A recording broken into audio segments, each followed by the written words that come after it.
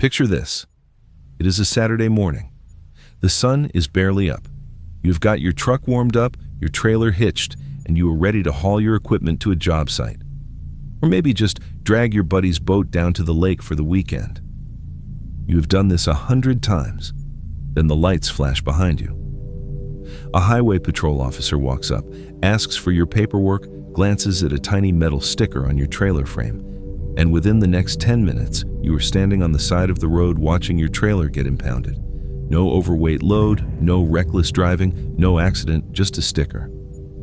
And a system that was specifically designed to make you a criminal for doing something you have been doing your entire life. Today, I'm going to pull back the curtain on what I call the registration scam. The quiet, deliberate legal machinery that has turned ordinary trailer towing into a federal compliance trap. And by the time this video is done, you are going to understand exactly how this system works, who profits from it, and the 3 practical moves you can make right now to protect yourself before it costs you thousands. Let's start at the beginning. Walk up to any trailer built in the last 10 years and look at the frame. Somewhere on that metal, usually riveted near the tongue or the front crossmember, you are going to find a small aluminum plate. It lists the manufacturer's name, the VIN, the axle ratings, and one number that now controls your entire legal identity as a driver, the GVWR gross vehicle weight rating. Now here is what most people do not realize. That number has nothing to do with how much your trailer actually weighs right now. It is the maximum weight the manufacturer designed that trailer to potentially carry. It is a theoretical ceiling, a factory specification. But 15 years ago, something shifted. Before around 2013, if a highway patrol officer wanted to cite you for being overweight, they had to physically put your rig on a scale. Your actual, real-world weight had to exceed the legal limit before they could touch you. That was mechanical common sense built into the law. Then the federal government rewrote the rules under 49 CFR 383.91, and suddenly the scale became irrelevant. Today, officers do not need to weigh your trailer. They only need to read that sticker. If the GVWR printed on your trailer frame shows 10,001 pounds or more, your trailer is automatically classified under federal law as a commercial vehicle, even if it is rolling down the highway completely empty. Empty, not a single pound of cargo, just steel and air. And here is why that number crept up on all of us without warning. Back in the early 2000s, Ford, GM, Ram, every major truck manufacturer was in an arms race. Who could claim the highest tow rating? Who was the king of the truck market? The numbers they were publishing were barely grounded in reality. It was marketing fiction stamped onto window stickers. So in 2013, SAE International introduced the J2807 standard, a brutal real-world towing test that forced manufacturers to actually prove their trucks could handle the numbers they were advertising. The test included a grueling 11-mile uphill climb at Davis Dam on the Arizona-Nevada border, running in 104-degree heat, with the transmission, cooling system, and brakes all under full stress. To pass that test, manufacturers had to reinforce frames, upgrade brakes, and rebuild suspensions into heavy-duty territory. And the moment those mechanical capabilities improved, the GVWR numbers on the stickers went up with them. Not because your trailer got heavier, because the factory wanted to advertise a bigger number, and that bigger number is now being used by law enforcement to classify your personal trailer as a commercial vehicle on paper, whether you are hauling $1 million of cargo or heading to a family reunion with an empty flatbed. Now, if the sticker trap alone did not get your attention, this next part will, because this is where the system gets genuinely predatory. It is called the GCWR trap, gross combined weight rating. Here is the formula law enforcement uses, and it is dangerously simple. They take the GVWR from your truck's door jamb sticker, then they add the GVWR from your trailer's frame sticker. That combined number is your GCWR.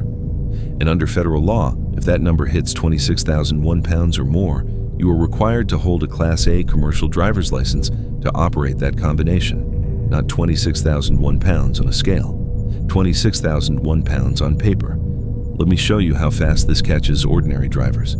You buy a newer Ford F350 or Ram 3500, a dual rear wheel pickup, the kind built for serious work. The manufacturer printed a GVWR of 14,000 pounds on that door sticker to prove the truck's capability.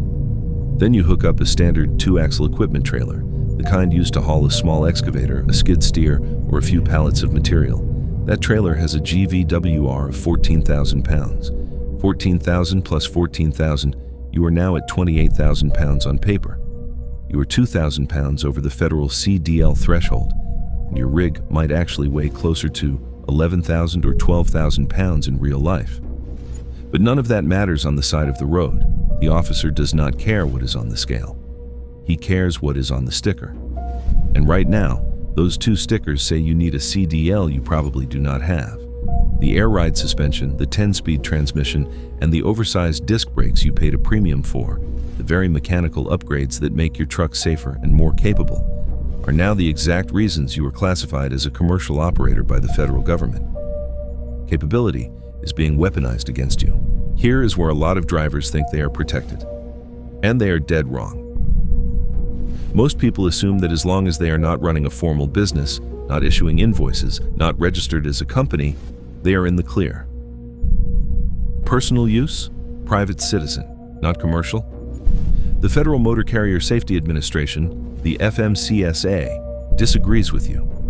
Under their guidelines, a vehicle can be classified as commercial if it is involved in, or even broadly connected to, interstate commerce. And the word commerce, in their hands, has been stretched far beyond anything resembling common sense. Consider this situation. You are hauling your horses to a weekend fair 3 states away. That fair offers cash prizes to competitors. You are not a professional. You are not running a business. But a DOT officer can argue that because there is prize money involved, because there is economic value attached to that trip, your vehicle is engaged in commercial activity. Or this one. Your neighbor needs a drainage ditch dug. You help him out, tow a small rented excavator to his property, and he hands you $100 for your gas and your time. That $100 just turned a neighborly favor into an illegal commercial transportation operation in the eyes of a federal inspector. No business license, no company name, no commercial insurance, no USDOT number.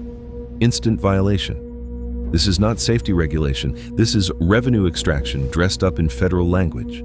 If you thought federal law was the only problem, wait until you cross a state line. The old principle of reciprocity, the idea that your license and your vehicle setup from your home state would be respected everywhere you traveled, has been quietly dismantled for trailer operators across this country.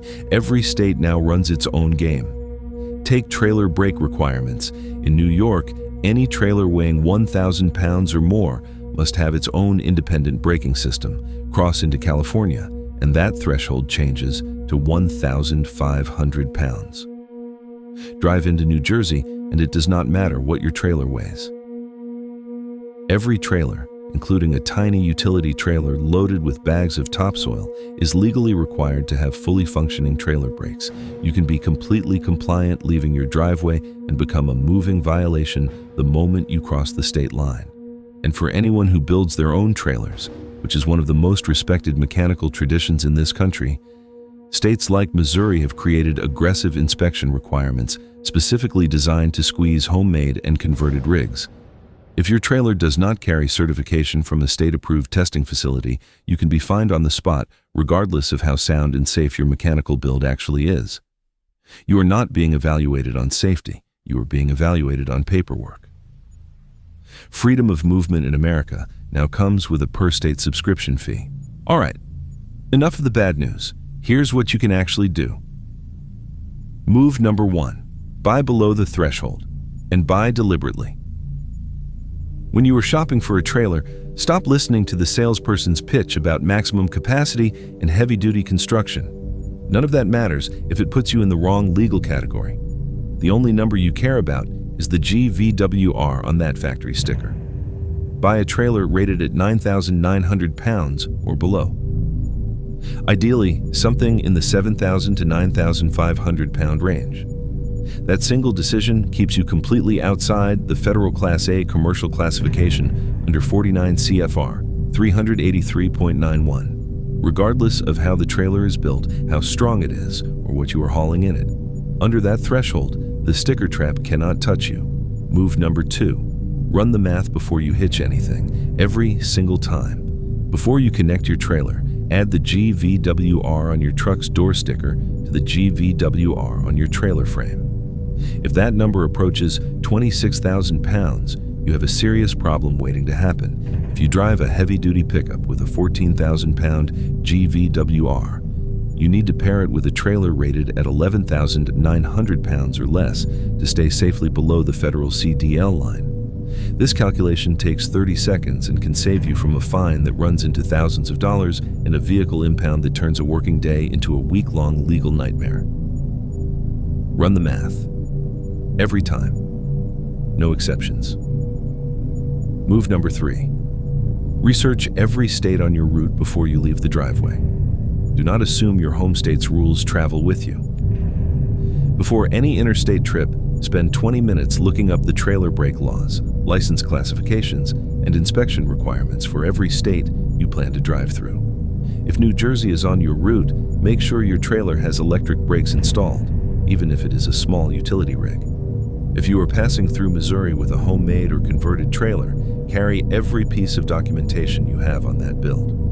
Preparation is the only defense against a system that has turned state lines into revenue checkpoints. Here is the truth that nobody in Washington or Sacramento or any state capital wants you to say out loud. The regulations I described today were not designed to make your roads safer. Safer roads do not require enforcement based on empty trailers. Safer roads do not require redefining a neighbor helping a neighbor as commercial transportation.